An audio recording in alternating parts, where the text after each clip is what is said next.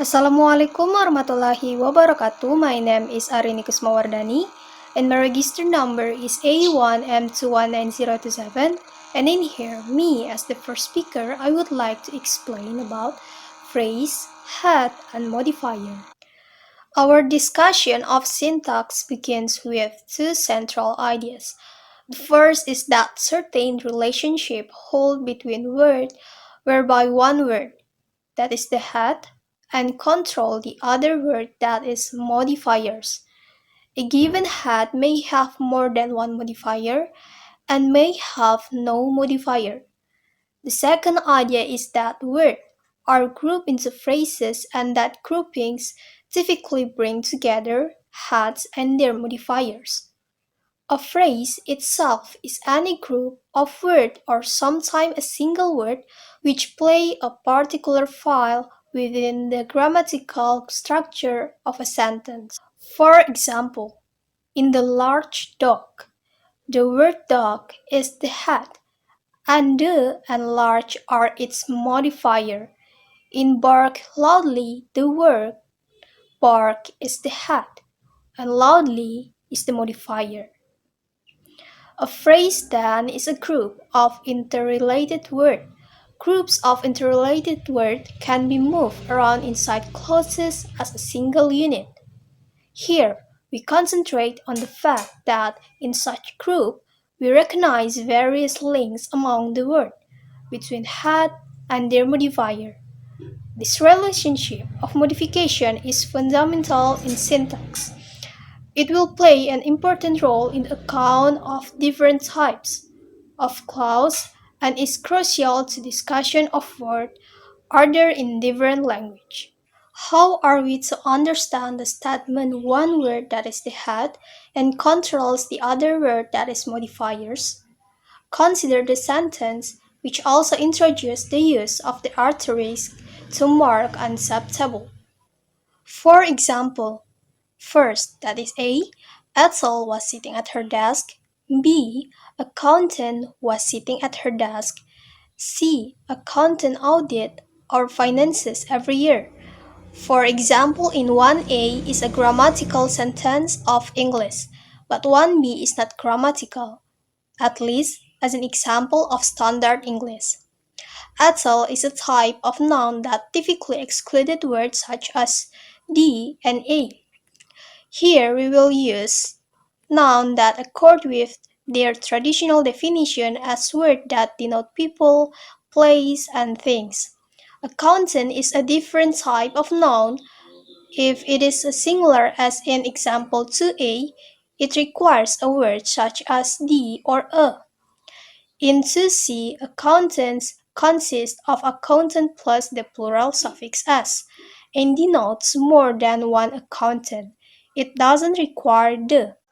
Maybe that's all about my explanation about phrase, head, and modifier, and I'm so sorry if I have mistake. And wassalamualaikum warahmatullahi wabarakatuh. Assalamualaikum warahmatullahi wabarakatuh. My name is Nurahma Alvira Hamzah. My number registration is A1M219017. I'm from class A, and this time I want to continue the explanation about head and modifiers. Like what my friends explained before, accountant is a different type of noun. If it is singular, as in example number 2a, it requires a word such as the or a. In example number 2c, accountants consists of accountant plus the plural suffix us and denotes more than one accountant. It does not recur the plural nouns, of course, exclude a or an, but allow words such some or more as shown in example number 3. Now, here the example. A. I would like an accountant to sort out my tax return. B. Some accountants were quickly counting in the back office. C. Would more accountants make any difference to my tax bill? Another type of noun, which includes words such as salt, sand, and water, can occur with any word such as the, a, or some. As an example number 4a, the greeter spread salt, and b, the greeter spread the salt, and can occur the plural but only with a large change in meaning. Example number 1 can only mean that different types of salt were spread. Like what I said before, the greeter spread salt, the greeter spread the salt, and the greeter spread the salt. Note too that a plural noun such as greeters allow either less or fewer. As in example number 5d, there are less greeters on the motorway this winter. And example number 5c, there are fewer greeters on the motorway this winter. Whereas salt occurs less and includes fewer. As in example number 5a, the greeter spread less salt than that one. And example number 5b, this greeter spread fewer salt than that one. The central property of the above example is that either accountant, salt, and greeter permit or exclude the plural suffix and permit or exclude words such as the, a, some, less, and fewer. Note that it'll exclude the, a, some, less, and fewer. So, in example number 4a, the greeter spread salt includes a and fever. Greeters includes a. Accountants allow both the and a, and so on. I think that's all from me. Thank you very much for attention. Assalamualaikum warahmatullahi wabarakatuh. My name is ANDI Muhammad ARIK. My registration number is A1M21901. I would like to explain to you about heads, modifiers, and meaning. The distinction between heads and modifiers has been put in terms of one word, the head, that controls the other word in a phrase, the modifiers. If we think of language as a way of conveying information, which is what every speaker does with language some of the time, we can consider the head as conveying a central piece of information and the modifiers as conveying extra information. Thus, in the phrase, expensive books, the head word books indicates the very large set of things that count as books, while expensive indicates that the speaker drawing attention not to the whole set but the subset of books that are expensive. In the longer phrase, the expensive books, the word the signal that the speaker is referring to a set of books which have already been mentioned or are otherwise obvious in a particular context. The same narrowing down of meaning applies to phrases containing verbs. Note first that different verbs have different powers of control. Some verbs, as in the first example, exclude a direct object. Other verbs require direct object, as in the second example. And a third set of verbs allows a direct object but does not require one, as in the third example. Here is the example. Consider the example, drove and drove a Volvo. Drove indicates driving in general. Drove a Volvo narrows down the activity to driving a particular make of car. Consider further the phrase on the plate. The first word on signals a relationship between some entity, say a piece of toast or a knife. The surface of something, the plate, tells us what that something is. That is, it narrows down the meaning being on to being on a particular plate. Finally, in this brief set of examples, we return to the point made earlier in passing that heads may have several modifiers. This is most easily illustrated with the verbs. The phrase bought a present for Jenny in January last Tuesday contains 4 modifiers of bought: a present for Jenny in January and last Thursday. A present signal what was bought and narrows down the activity from just buying to buying a present as opposed. say to buying the weekly groceries. For Jenny narrows the meaning down further, not just by a prison, but by a prison for Jenny, and similarly for the phrases in Jenner's last Thursday. I think that's all from me. Let's go to the next videos.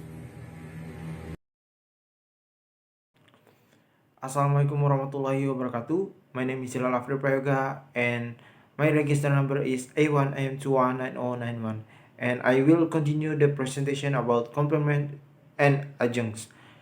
The last example about a prison for Jenny in Jenner's last Thursday brings us to the second major distinction in this chapter. Modifiers fall into two classes: obligatory modifiers known as complements and optimal modifiers known as adjunct. The last distinction was first developed for the paras that modify verbs, and indeed applies most easily to modifier of verb. We will focus on verb, but the distinction is also applied to the modifiers of nouns. Before discuss about division of modifiers into complements and adjuncts, we must take the example at the beginning of this paragraph and convert it to a complete clause. Say my mother bought present for Jenny in Jenner's last Thursday. We saw from 6a to c that the verbs control whether a direct object is excluded, required, or merely allowed. From this example, we might conclude that the verb control only the paras that follow it. But the verb can be seen as controlling every other paras in the clause. My mother in the revised example about is the subject of the verb. That subject of a clause plays an important role. A verb such as requires a subject noun denoting a liquid. If in given clauses it has subject noun denoting some other kind of entities, imposes an impression of the entities as a liquid. Of course, some entities can be either liquids or solids. Molten steel flows, solid steel does not. Thus, people talk of a crown flowing along a route, or traffic flowing smoothly, or of ideas flowing freely. Such talk over a view of the crowd moving along a route held in by buildings on either side on properly by a mysterious modified force. Just as a river moves along in mysterious fashion held in by its banks, what we considering is the distinction between literary language and figure or morphological language. The distinction will not be explored here, but it is important to be aware that many the constraints which language discuss about apply to literary language, but dislodge in figurative language. Returning to the clause, my mother bought a present for Jenny in Jenner's last Thursday. We will say that the first block controls all the other paras in the clauses and is the whole of clauses. It requires a human noun to its left, her mother. It requires a noun to its right that denotes something concrete. Although we talk frequently of buying ideas in the sense of agrees with them, it's allowed but does not require. Time expression such as the last Thursday and place expression such as in Jenner's. Such expression convey information about the time when some event happened and about the place where it happened.